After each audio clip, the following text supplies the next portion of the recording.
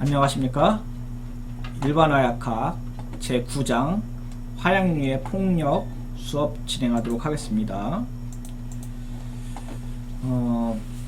금요일 이 시간에는 화약류의 폭력을 이제 진행할 차례인데, 화약류의 폭력 이제 9장 안에는 폭발열과 폭발온도, 폭갱파의 전파와 폭발 속도, 추진효과, 파괴효과 이렇게 4개로 나눠져 있는데 9장은 두 번에 나눠서 수업을 하려고 합니다. 그래서 폭발열과 폭발온도, 폭갱파와 전파와 폭발 속도 나가고, 나중에 뒤에 이제 추진효과와 파괴효과를 나가려고 합니다. 본 수업 앞서갔고, 지난번에 배웠던 거 조금 다시 되짚어보고 할게요. 지난 시간에 배웠던 게 화약류의 감도에 대해서 배웠었죠. 그래서 화약류의 이제 감도가 결국은 영어로 이제 sensitivity죠. 얼마나 이제 감흥이 빨리 오느냐를 측정하는 거였고, 화약류의 감도에는 5가지가 있다 그랬었어요. 그래서 열감도 시험, 내화감도 시험, 충격감도 시험, 마찰감도 시험, 전기감도 시험 이렇게 있다 그랬고, 열감도에는 정속가열, 정운가열, 내화감도에는 도화선, 도가니, 철봉 이렇게 있다 그랬고, 충격감도에는 기계적 충격감도, 그 다음에 폭발감도라고 순폭시험, 그러니까 낙추랑 수폭이 있다 그랬죠. 그리고 마찰감도 시험이 있다 그랬고, 밤식 마찰감도 우리 그림에 보여줬죠. 이렇게 왔다 갔다 하는 거. 그 다음에 전기감도 시험이 있었습니다. 그래서 화약류의 감도 시험에서는 화약류의 감도에 어떤 종류들이 들어가 있고, 그 종류에 따라서 다시 어떤 종류들이 포함되어 있는지를 아는 게 중요하다 그랬죠. 뭘 의미하는지가 중요하다 그랬고, 그래서 예를 들어갖고 기계적 충격 감도 시험에는 어떤 종류가 있느냐, 그러면은 낙추 시험, 순폭 시험이 있다는 것을 떠올리셔야 되고, 낙추 시험은 뭐 추를 떨어뜨려 갖고 E는 그 위치 에너지죠. V는 mgH라고 해서 이제 추에 따라서 줄로 단위로서 변하는 거고, 순폭 시험은 사상 순폭 시험 배웠었죠. 그걸 떠올려야 돼요. 그리고 KS 규격을 얘기하다가 지난번에 그냥 넘어갔던 것 같은데, KS 규격을 확인하니까 지금 우리나라의 지금 이 시점에 KS의 화약류 감도 시험 방법에 KS 규격으로 되어 있는 거는 낙추 시험이랑 순폭 시험이랑 마찰 감도 시험이 있는 거 있어요. 이 3개밖에 없더라고요, 보니까. 그러니까 뭐 도화선, 도가니, 철봉 뭐 이런 건 없고, 그다음에 열감도 시험 방법에는 열감도 시험 방법도 없어요. 근데 열감도 시험 방법에는 안정성 테스트에 있더라고요. 그 항목이 감도 시험에는 없고, 그렇게 나눠져 있었고, 우리가 기억할 만한, 그러니까 조금 기억할 만한 것들이 뭐가 있었을까요? 뭐 사상수폭 시험에 이제 하는 방법과 계산하는 방법이 있었죠. 그래서 n은 d분의 s라고 해서 구하는 것들. 그 다음에 낙추 시험 방법 해야겠죠. 그래서 임계 폭점이 뭐냐, 완폭점이 뭐냐, 불폭점이 뭐느냐, 뭐 이런 것들. 그 다음에 마찰감도 시험에서는 딱히 본 게 없었고요. 기폭감도도 없었죠. 뭐 이랬던 것 같아요. 그래서 감도 시험에는 딱히 어려운 건 없었던 것 같고, 오늘 이제 폭발 속도 얘기를 할 텐데, 여기서도 이제 폭발 속도 측정하는 방법들이 조금 나옵니다. 자, 진행해 보겠습니다. 폭발열과 폭발 온도인데, 우선 폭발 온도와 폭발 속도를 얘기를 할 때 일반화학이 조금 배경이 있어야 돼요. 물론 연력학까지 같이 잇따르면 더 좋을 거고요. 우리가 폭발 효과라고 하면은 폭력, 그러니까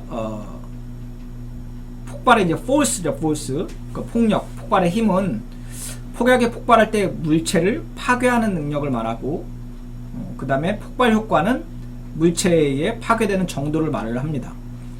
그래서 우리가 폭력 그러면은 폭력이라고 하면은 깨뜨리는 힘을 얘기를 하는 거죠. 그리고 근접 효과는 발파 장악 등에 대해서 작은 면적의 파괴 효과고, 원거리 효과는 군사적 목적에 의해서 사용되는 넓은 면적에 발생하는 파괴 효과이죠. 그래서 사실은 우리가 그거 전에 폭발 효과라고 하면 우리가 효과가 좋다 라고 하면은 일반적으로 우리가 화약학을 떠나갖고 공학을 떠나갖고 효과가 좋다 라고 하면은 어떻게 생각하세요? 그러니까 내가 감기약을 먹었다, 감기약의 효과가 좋다 라고 하면은 어떤 목적에 의해서 행위를 했는데 그거의 퍼포먼스가 좋다는 거죠. 효율이 좋다는 거죠. 그래서 사실은 폭발 효과라고 하면은 사전적 의미로서는 깨뜨리는 효과만 얘기를 해요. 그런데 화약학으로 보게 되면은 폭발 효과는 정적 효과와 동적 효과로 나눌 수 있고, 동적 효과만이 물체를 깨뜨리는 힘이에요. 정적 효과는 밀어내는 힘이고, 그래서 정적 효과와 동적 효과를 얘기를 할 건데, 폭발 효과 중에서 여기가 좀 중요합니다. 동적 효과는 화약이 폭발할 때 발생하는 충격파로의 효과로서 맹도와 폭발 속도와 영향을 받고, 폭발의 정적 효과는 발생하는 기체가 외부에 대해서 하는 일을 향하며 화약의 힘과 관계가 있어요. 그래서 동적 효과는 충격파로 깨뜨리는 거, 정적 효과는 가스로서 밀어내는 거와 관련이 있는 거예요. 그런데 두 개 다 물체를 부서뜨리긴 해요. 왜냐하면 그 돌이 있는데, 돌멩이가 있는데 그 폭격파로서 이렇게 빡 부시는 것도 있지만, 내가 그 돌을 밀어갖고 위에서부터 이렇게 떨어뜨릴 수가 있잖아요. 그래서 정적 효과도 폭발 암석학에서는 깨뜨리는 힘도 작용을 합니다. 그리고 폭발열은 사실은 일반 화학에서 얘기하는 그 본베이 열량계 있잖아요. 그거랑 똑같아요. 그래서 우리가 엔탈피 측정이나 연소열 측정할 때 쓰는 그 컵 열량계를 생각하시면 돼요. 이거 똑같습니다. 그래서 폭발열을 한번 읽어보게 되면은, 폭약이 폭발할 때 발생하는 열로서 열량계를 사용하여 측정하거나 열화학적인 방법으로 계산할 수 있다고 되어 있죠. 그래서 측정한다는 거는 우리 본베이 열량계, 컵 열량계를 말하고, 열화학적으로 계산한다는 거는 헤스의 법칙으로 계산할 수 있다는 얘기예요. 그래서 열화학적으로 폭발열을 계산하는 방법은 폭발할 때 생성되는 모든 물질을 가지고 있는 생성열을 합쳐서 폭약 자체가 갖고 있는 생성열을 뺀다. 뒤에 나옵니다. 다시 떼는 거고, 그리고 일반적으로 화약류는, 여기서 말하는 화약류는 화합 화약류겠죠. 화합 화약류. 혼합 화약류도 마찬가지겠지만 CHON으로 되어 있죠.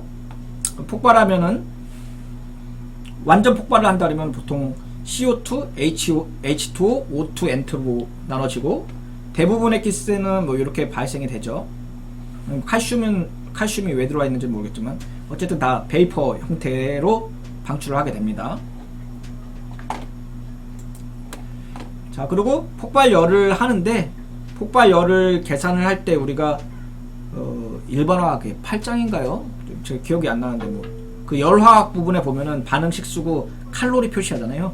그거랑 똑같습니다. 그래서 폭발열은 사실은 heat of explosion이라고 되어 있지만, 칼로리 per 몰이 되겠죠. 칼로리 per 몰 또는 칼로리 per 킬로그램이라고도 할 수 있죠.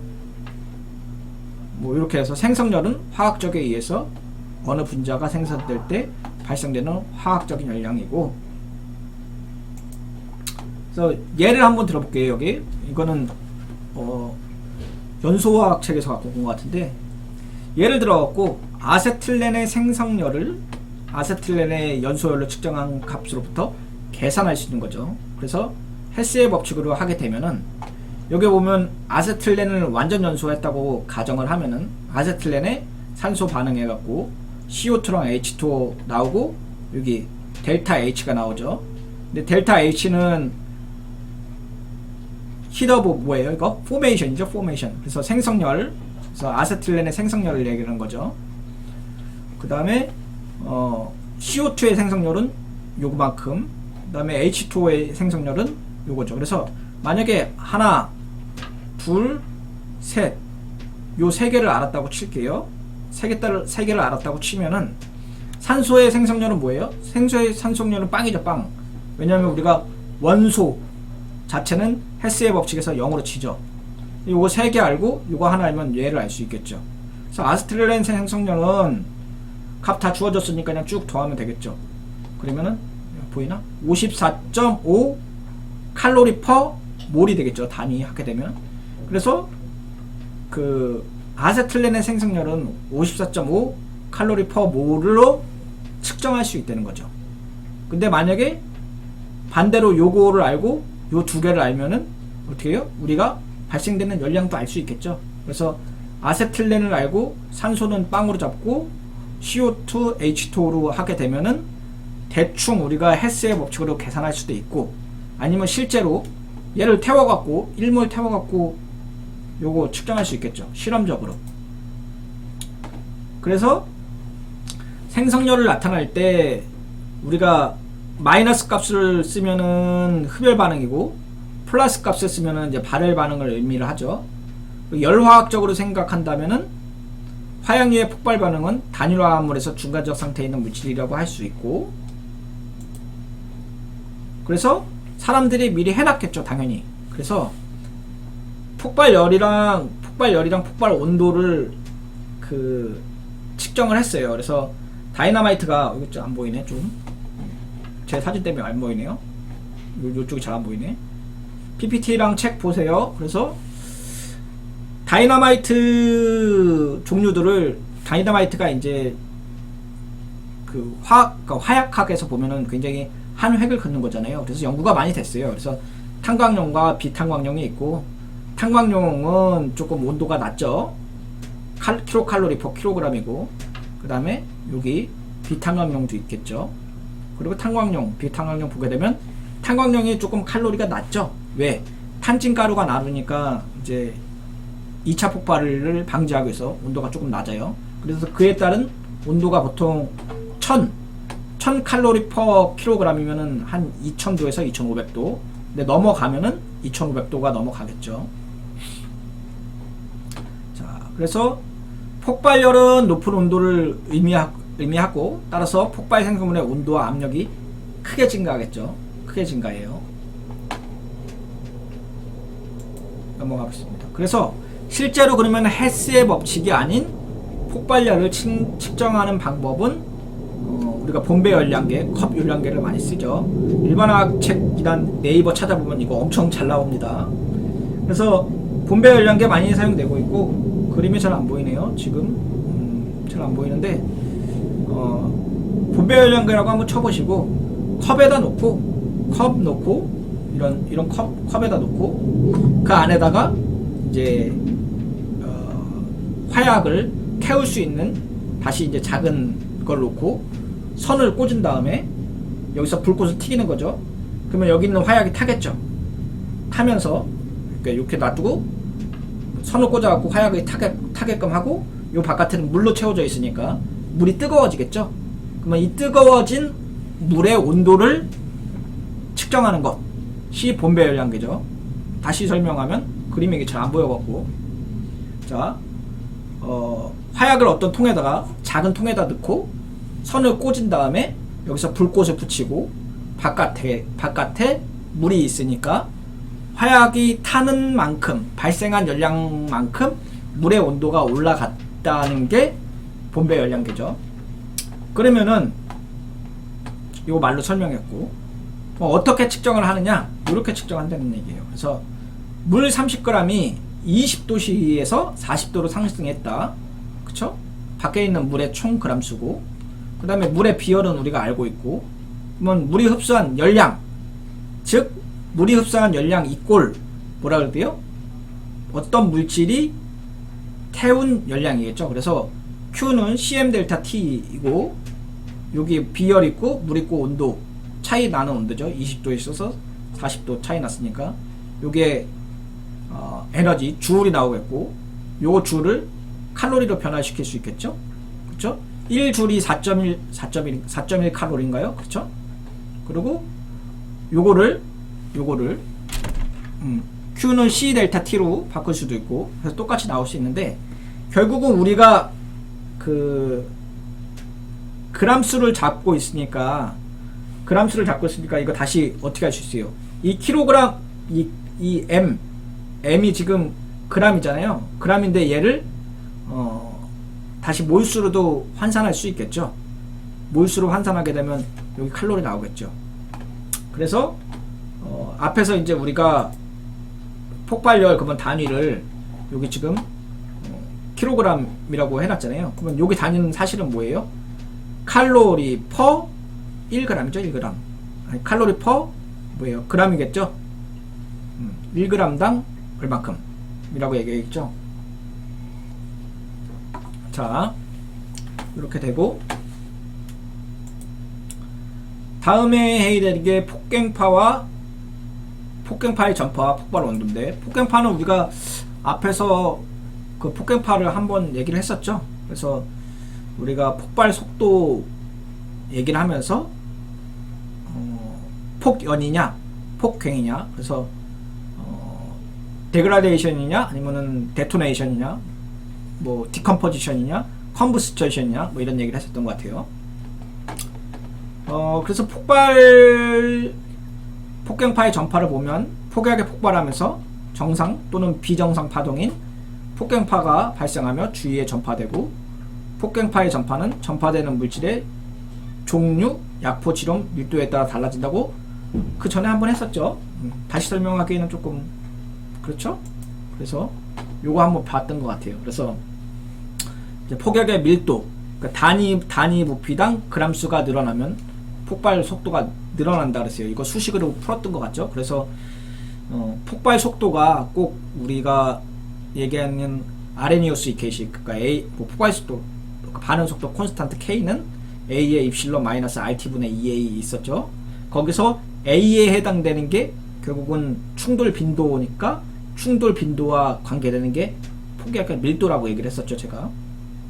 그리고 요 위에 거, 거리가 멀어지면은, 폭풍의 방향이 터지면은, 폭약이 빵 터지면은 어떻게 된다 그랬어요? 안에 있는 산소를 그 소비하니까 폭발파가 증가할 때 가운데는 순간적으로 그 압력이 모자라는 그 마이너스 효과를 배웠죠. 그 압력이 낮아지는 효과고, 밖으로는 이제 그 압력이 높아지는 거라고 얘기를 했었죠. 그 다음에 거리가 멀어지시면 멀어질수록 폭행파는 당연히 약해질 거고, 오른쪽에 이제 폭약의 양에 따른 피해 거리가 있죠. 그래서 폭약에 따른 피해 양이 보면은 뭐 폭약 1kg, 그러니까 그 100kg을 기준으로 뭐 얼마만큼 피해가 있느냐, 그러면 100kg이면은 100m 안에는 전파계가 일어난다 그랬고, 300m는 대파계가 일어난다 그랬죠. 근데 이거는 이제 사람에 대한 건 아니에요. 사람에 대한 건 아니고 어떤 건물에 대한 피해입니다. 사람이랑 좀 나눠서 얘기를 했는데, 사람에서 나눈 거는 제가 데이터를 안 넣은 것 같아요. 실험한 데이터가 논문으로 나온 것 같은데. 자, 그래서 폭발 속도를 보면은 폭발 속도는 폭발파가 전파되는 속도를 얘기를 하고, 우리가 샤프만 주계 곡선 얘기를 하면서 얘기를 했던 것 같아요. 근데 이제 영향을 받는, 그러니까 폭발 속도에 영향을 주는 게 반응 속도론, 그러니까 우리가 화학에서 얘기하는 반응 속도론이랑 똑같다 그랬죠. 그래서 반응 속도 콘스탄트 K는 한번 다시 써줘야겠죠. 써줄게요. 그래서 반응 속도 콘스탄트 K는 뭐예요? A의 입실론에 마이너스 RT분의 2A죠. 요거죠. 그래서 요게 이제 충돌 빈도라고 했으니까 밀도가 되겠고, 그 다음에 온도 있죠. 온도. 온도. 그래서 온도가 높으면 높을수록 반응 속도 빨라진다 그랬고, 요거 EA는 활성화 에너지라고 그랬죠. 그래서 폭발을 딱 주는데 어떤 이제 그 활성화 에너지가 낮으면 낮을수록 폭발 속도는 빨라진다 그랬고, 결국은 폭발 속도가 빨라져야지 폭갱포가 많아진다 그랬죠. 그래서 여기서 폭발 속도를 우리가 화약에서 얘기를 한다고 하면은 이렇게 했죠. 그래서 폭약의 양이 많으면 폭속이 증가한다. A가 증가하는 거죠. 그 다음에 NG 성분이 많으면 폭속이 증가한다. 이거 왜 그래요? 물질 자체가 갖고 있는 활성화 에너지가 낮고 반응 온도가 높으면은 이렇게 되는 거죠. 그 다음에 폭발 시 저항하는 물체가 약하면 폭속이 증가하고, 장전 밀도가 A죠. 그 다음에 내관의 힘 또 EA가 되겠죠. 초반에 얼만큼 활성화 에너지를 주느냐에 따라 다른다 그랬죠. 장전 방법은 폭속 저하인데, 이건 뭐냐면, 이건 조금 여러분들이 일반화학, 이건 발파공학에서 나와야 되는 건데, 자 한번 볼게요. 조금 딴 얘기를 하다 갈게요. 화약을 만약에 이렇게 그 구멍을 뚫었어요. 그러니까 여기 그 땅 속에다 구멍을 뚫고 여기다가 화약을 장전을 하는데, 요만큼 화약 장전하고 요만큼을 흙으로 채웠어요. 흙으로 채우고 다시 요만큼 화약을 넣었다고 할게요. 폭발이 밑에서부터 내관을 넣고 빵 터뜨렸다고 칠게요. 그러면 얘가 폭발이 빵 터지고 폭격파가 흙 속을 지나갔고 그 다음에 다시 화약에 도달을 하겠죠. 그런 경우가 하나가 있고, 그러지 말고 아니야 화약을 여기 다 채워 연달아 하나 둘 셋 다 채웠어. 그러면 하나 채우고 두 번째 채우고 세 번째 채우고 연달아 채운 거잖아요. 그러면은 어느 게 화약 속도가 더 빠르냐 이거예요. 그러면 당연히 분산장약, 그래서 화약을 넣고 흙 넣고 화약 넣는 것보다 화약 넣는 게 당연히 폭발 속도가 더 빠르겠죠. 왜? 이게 폭격파가 미치는 거를 감쇄시키지 않을 거잖아요. 그래서 장전 방법이라는 게 지금 얘기하는 장전 방법이에요. 그 분산장약을 하냐, 혼합장약을 하냐, 화약을 뭐 에멀전만 쓰냐, 아니면 암포랑 같이 섞어서 쓰냐, 이런 얘기를 하는 거예요. 그리고 흡습 정도는 폭발 속도를 저하하겠죠. 그래서 암포 같은 거에다가 우리가 암포 화약 같은 경우는 물에 약하다 그랬죠. 그리고 흑색 화약도 마찬가지고 질산 암모늄 폭약들도 그렇죠. 그래서 흡습을 하면은 폭약의 속도는 저하하는데, 그러니까 낮아지는데, 에멀전이나 아니면은 슬러리 같은 경우는 원래 물이 흡수됐으니까 상관이 없을 거고요. 자, 그리고 폭격파의 전파와 폭발 속도는 폭격의 전파 모양과 지배 요인은 기폭점의 거리, 약포의 전 화약의 밀도인데, 이건 그냥 읽어보시고 가시고. 자, 폭발 속도 측정 방법인데 이게 중요해요. 왜냐하면 시험 문제 많이 나올 것 같죠? 사실 딱 봐도. 그래서 우리가 앞에서 그 18장에서 화약의 감도 보면은 감도 시험이라면 감도 시험 안에 5가지가 있다 그랬고, 그쵸? 감도 시험 안에 5가지가 있고, 열감도, 내화감도, 충격감도, 마찰감도, 전기감도가 있더랬고, 충격감도 안에 기계감도, 폭발감도가 있는 것처럼 폭발 속도 측정 방법에는 총 5가지가 있는 거예요. 아니 6가지가 있는 거예요. 6가지 등이 있는 거예요. 그런데 읽어보면 도트리시법, 메테강법, 오실로스코법, 이용계법, 광섬유법, 연속측정법이 있는데, 시험 문제 당연히 그런 거 나오겠죠. 다음 중 폭발 속도의 측정법이 아닌 것은, 이렇게 나오겠죠. 그리고 나서 뭐 오실로스코법, 이용계법, 여기에 뭐 전기화학적법 이렇게 넣겠죠. 아니면 뭐 충격법 뭐 이런 거 넣겠죠. 말도 안 되는 거. 하여튼 시험 문제 잘 낼만 하잖아요. 그리고 여기서 지금 중요시하고 게, 지금 폭발 속도 측정 방법에는 6개가 있는데 다 소개하지 않고 도트리시법이랑 이용계법만 이 시간에 설명하려고 그래요. 중요하게 설명할 거예요. 왜냐하면 시험 문제 가장 많이 나오고 이거 말고도 다른 시험 방법들이 있어요. 그래서 우리 국방과학연구소에 가면 ADD에 가면은 이 폭발 속도 측정하는 팀이 있어요. 근데 그 팀이 과학적으로 하는 거는 조금 뒤에다 설명을 한다고 치고 시험 문제 우선 많이 나오는 것부터 할게요. 처음 나오는 게 도트리시 폭속 시험이에요. 이거는 시험 문제 아주 단골 메뉴고 뭐 필기에서도 나오고 실기에서도 나올 것 같아요. 국무원 시험 문제도 나오는 것 같고 냈던 것 같아요. 이거 안 낼 수가 없는 것 같아요. 자, 도트리시 폭속 시험은 도트리시라는 이름 자체가 독일말 같죠. 자, 어떻게 된 거냐면 여기에 요 가운데가 철관이에요. 철관. 그래서 철봉에다가 화약을 채웁니다. 화약을 채우고 철봉에다가 화약을 채우고 끝에다가 뇌관을 꽂아요. 전기뇌관을 꽂는 거죠. 그래서 잠깐만요. 자, 우선 이거 볼게요. 그래서 이렇게 이게 철봉이라고 할게요. 해병대 이렇게 보이네.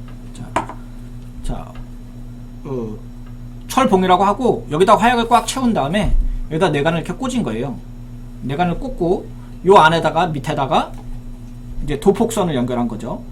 도폭선이 약간 닌게르 줄 같이 생겼어요. 약간 뭐 이런 줄 같이 생겼어요. 이런 줄 같이 생겼고, 그래서 철관에다가 화약을 가득 채운 다음에 뇌관을 연결해 놓고 여기 도폭선을 넣는데 도폭선을 1종 도폭선을 써요. 그래서 TNT 같은 거를 쓰는 거예요. 자, 그러면 만약에 여기 8호 뇌관이라는데 전기 뇌관으로 빵 터트리면 어떻게 되겠어요? 여기서부터 이제 화약이 타겠죠. 그래서 쭉 탈 거예요. 그죠? A서부터 B까지 탈 거예요. 그러면은 화약이 탄다고 하면은 A에서 타고 여기 요 가운데가 이제 그 도폭선이라고 그랬잖아요. 그러면 A 지점을 통과한 다음에 도폭선이 타기 들어가기 시작을 한 다음에 쭉 가다가 B 지점에서 다시 도폭선이 불이 붙겠죠. 그러면 A 지점에서 먼저 간 도폭선의 불꽃과 B 지점을 통과해서 가는 불꽃이 어느 지점상에서 만날 거잖아요. 그렇죠?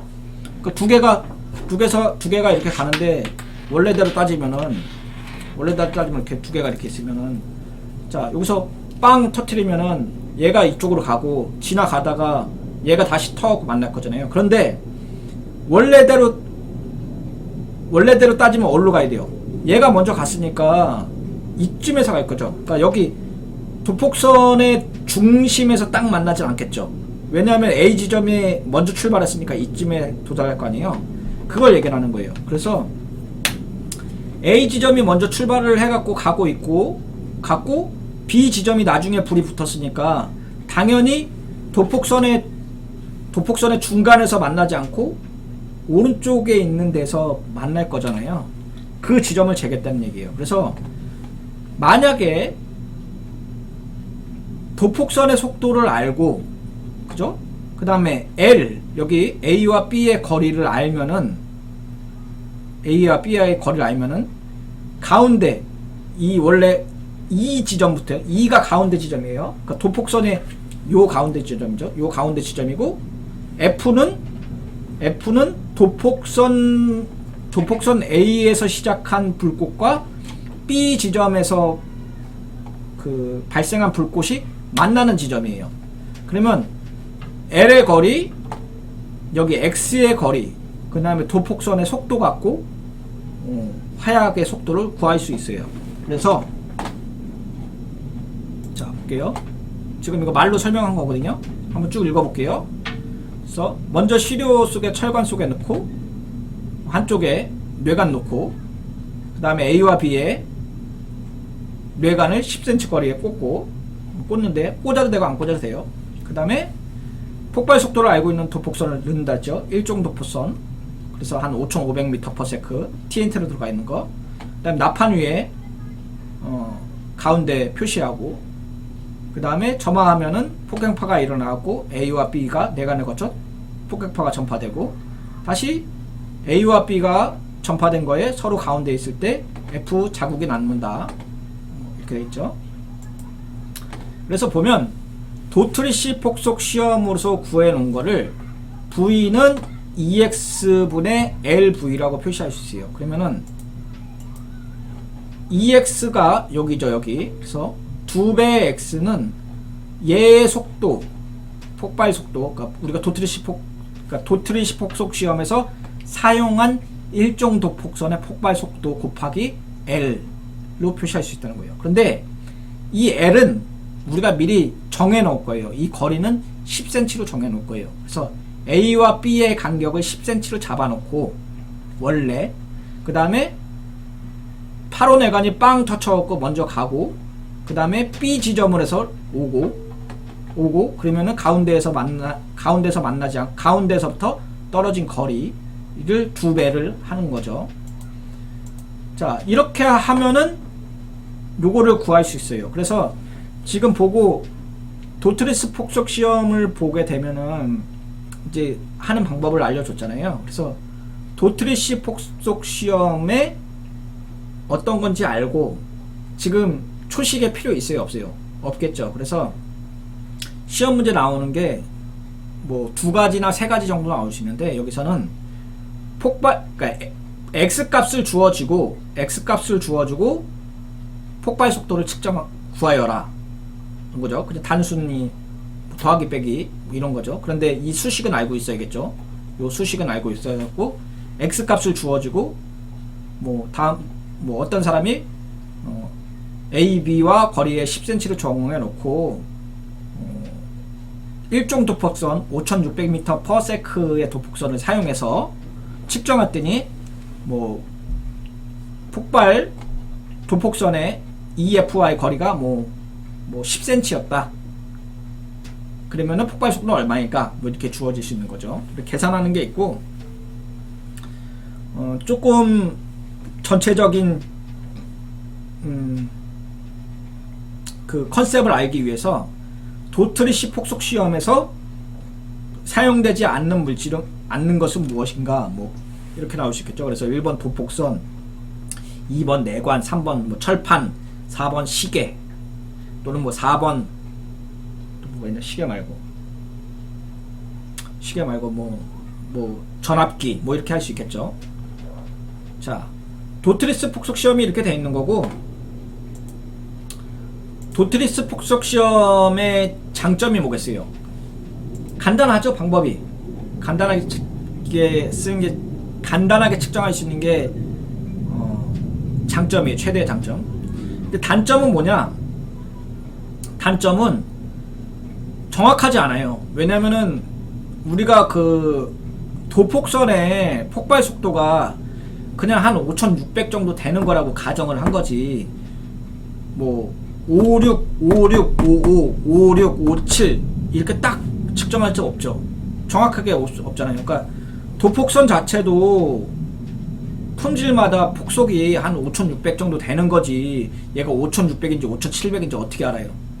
모르는 거예요. 그래서 얘는 과학적인 측정 방법이기보다는 대충 어느 범위를 알기 위해서 내가 만든 폭약이 또는 장전한 폭약의 속도를 대충 보기 위해서는 이 방법이 좋아요. 그래서 이렇게 했더니 도트리시 폭속 시험을 했더니 한 5600대가 나옵니다, 이렇게 얘기할 수 있는데, 얘가 5555 이렇게 딱 이렇게 자를 수는 없겠죠. 현장이나 아니면 학교에서 조금 학부생 사용하기 좋고, 또 요 거리만 알면 되잖아요. 초시계 되게 대단한 높은 계측기 이런 거 필요 없죠. 자, 메테강법은 지나갈게요. 한번 읽어보세요. 시간이 별로 없어요. 자, 메테강법 있다고 치고 이용계법 할게요. 왜 이용계법이랑 도트리스 폭속 시험이냐 하냐면, 그 KS 규격에 도트리스, 그러니까 KS 규격의 폭발 속도 측정 방법이 도트리시, 이온계법, 광 파이버법 요 세 가지만 포함이 되어 있더라고요. 아까 보니까, 지난번에 보니까 메테강법이 없어요. 그리고 시험 문제도 이게 가장 많이 나오는데, 이온계법은 뭐냐면 기본적인 컨셉은 도트리시랑 똑같다고 보면 돼요. 그래서 여기 좀 안 보이네.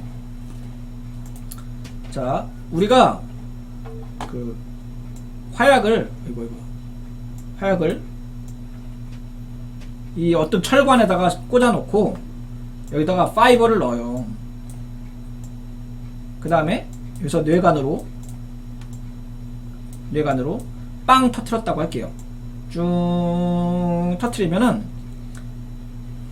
화약이 차져 있고, 화약이 이렇게 쭉 차져 있잖아요. 근데 폭발이 땅 되면은 이만큼만 왔다고 칠게요. 요만큼만 왔다고 치면 이 뒤에는 뭐예요? 연소에서 태워진 거죠. 그리고 앞에는 뭐예요? 미반응 물질이죠. 그러면 연소에서 태워진 물질은 가스가 많아지고 온도가 급격하게 올라가잖아요. 그럼 가스가 많아지고 온도가 급격하게 올라가면은 이온 상태가 변해요. 이온 상태가 변하고, 이온 상태가 변하다는 얘기는 전도도가 달라진다는 얘기잖아요. 그래서 여기에 지금 파이버를 꽂아놓고 여기다 계측기로 측정을 하는 거예요. 그래서 전도도를 막 측정하다가 폭발을 빵 했는데 전도도가 갑자기 변할 거 아니에요. 폭발이 되는 순간 전기가 통하는 정도가 쭉 올라갈 거잖아요. 왜냐하면은 폭발이 되어 있는 상태는 약간 이온 상태고 전도성이 좋은 상태로 변하니까, 그러면은 쭉 올라가게 되잖아요. 그래서 피크가 이렇게 요렇게 가다가 폭발이 딱 되는 순간 이렇게 쭉 올라갈 거 아니에요. 그리고 이렇게 갈 거 아니에요. 그렇죠? 또는 쭉 가다가 뿅! 이렇게 되겠죠. 이렇게 순간 두 가지 중에 하나 나오겠죠. 그러면은 요 상태부터, 그렇죠? 다음에 여기 두 개를 꽂아놨으니까 그 다음 거도 쭉 올라가겠죠. 그러면 여기와 여기 사이에 거리를 알 수 있겠죠. 그렇죠? 파이버가 두 개 들어가 있으니까 그렇게 되면은 속도를 측정할 수 있겠죠. 초당 얼마만큼 간다, 미터 퍼 세컨이니까 그렇게 갈 수 있겠죠.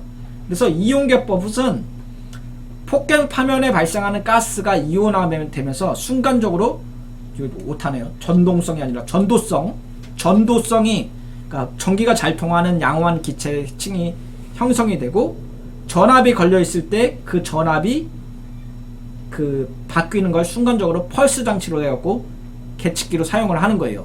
저도 한 번도 본 적이 없어요, 사실은. 그냥 이런 게 있다는 거고, 이온계법이랑 광 파이버 방법이랑 똑같아요. 기본적인 컨셉은. 그래서 이온계법이 있고, 여기 이거 말로 다 설명한 거고, 이것까지는 다 모르셔도 돼요. 그래서 지금 여기에 있는 방법이 이온계법이 뭐 대충 어떤 이제 컨셉으로 운영이 되구나, 이런 원리로 측정이 되구나, 이런 거를 아시면 되고, 뭐 지름이 뭐 얼마고, 뭐 수직이 얼마고, 단가가 얼마고, 이런 건 알 필요 없어요. 그냥 한번 읽어보세요. 그냥 한번 읽어보시고, 이런 거 시험 문제 내면은 조금 슬프죠. 이런 문제를 안 냈으면 좋겠어요, 개인적으로. 저희 다른 교수님들이. 자, 이온계법이고, 그래서 여기 측정하는 거, 폭속 구하는 거, 요 수식은 한 번도 안 나왔던 것 같아요. 그래서 뭐 100분의 t분의 a 이렇게 나왔고, 자, 광섬유법이 있는데 광섬유법도 똑같아요. 그래서 글라스 파이버로 플라스틱 파이버로 시력 폭약 중 2개소 사입하고 폭변 관리하고, 대신에 얘는 아까 이온계법은 여기 딱 보고 나서 전기가 변하는, 그러니까 이온의 상태에서 전도성이 변하는 거를 측정을 한다 그랬잖아요. 근데 광섬유 파이버 방법은 얘가 슝 가니까 빛이 날 거 아니에요. 그 빛을 측정하겠다는 얘기예요. 그래서 이렇게 얘기하고, 아이고 이거 끝이네. 자, 그래서 얘의 장점은 광섬유 방법이랑 이용계법의 장점은 정밀한 측정이 가능하다는 얘기예요. 그래서 앞에서 얘기하는 도트리시 폭속 방법은 대충 한 5600대예요, 5700대예요, 5800대예요 이런 얘기를 할 수 있지만 광섬유 방법은 딱 정확하게 얘기할 수 있죠. 5552입니다 이렇게 얘기할 수 있겠죠. 아니면 5553입니다 이렇게 얘기할 수 있겠죠. 단점은 뭐냐면 당연히 계측기가 있으니까 단가가 비싸겠죠. 그리고 저도 여기 이거 측정하는 그 어디야 그 국방과학기술연구소 연구진을 만날 기회가 있었고 여쭤보니까 이게 폭약이 상당히 많이 들어가요. 이게 한 10kg 정도 들어간대요. 그러니까 얘가 저는 이렇게 되게 쬐끔할 줄 알았거든요. 이렇게 되게 쬐끔해갖고 여기서부터 여기까지 측정하면 되는 거 아니에요? 그랬더니 아니고 한 5kg에서 10kg까지 화약을 많이 집어넣는데요. 많이 집어넣고 밀도가 높아야 된대요. 그러니까 꽉꽉꽉꽉 집어넣는 거지. 공기가 없게끔. 그러려면은 공기가 없게끔 차징을 하려면은 그러니까 장전을 하려면은 또 열을 가해야 되고 다짐으로 해야겠죠. 그러면서 다짐이면서 또 어떤 마찰이 일어날 수 있고 그래서 시험이 어려워요. 대신 정밀한 측정을 할 수 있지만 가격이 비싸고 근데 도트리시 방법은 조금 간단하게 할 수 있겠죠. 자, 오늘 여기까지인 것 같고 다음 수업에 추진효과 파괴효과 할 건데 오늘 했던 거 조금 다시 정리해보고 갈게요. 오늘 이 시간에 뭐 배웠었냐면은 잠깐만요. 뭐 배웠었냐면 폭발 효과, 그러니까 폭발열, 폭발 온도, 폭발 속도 이렇게 배웠었죠. 그래서 이 장에서 중요한 거는 폭발열은 헤스의 법칙으로서 열화학적으로 계산할 수 있고 열량계로서 계산할 수 있다고 얘기했죠. 그러면은 헤스의 법칙으로도 우리가 계산을 할 줄 알아야 되고 그 다음에 그 본배 열량계로서 우리가 온도가 주어지고 그러니까 변화된 온도죠. 그 다음에 물의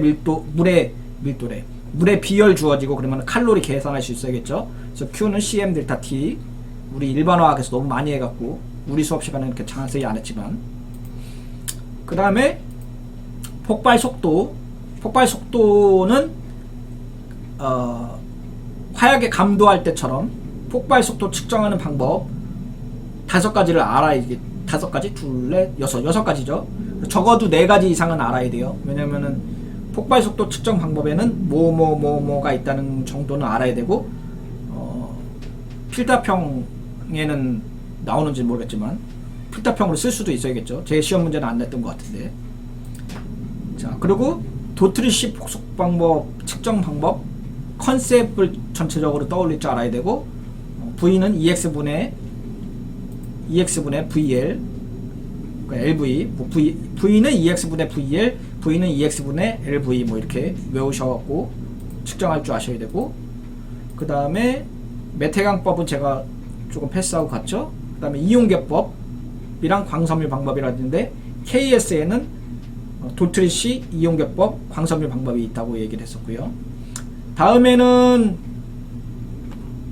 다음 수업에는 이제 추진효과, 파괴효과를 나올 거예요. 이때는 뭐 그 탄동 진자시험, 탄동 구포시험 이런 걸 얘기를 할 거예요. 자, 오늘 수고 많이 하셨고 다음 시간에 뵙도록 하겠습니다. 감사합니다.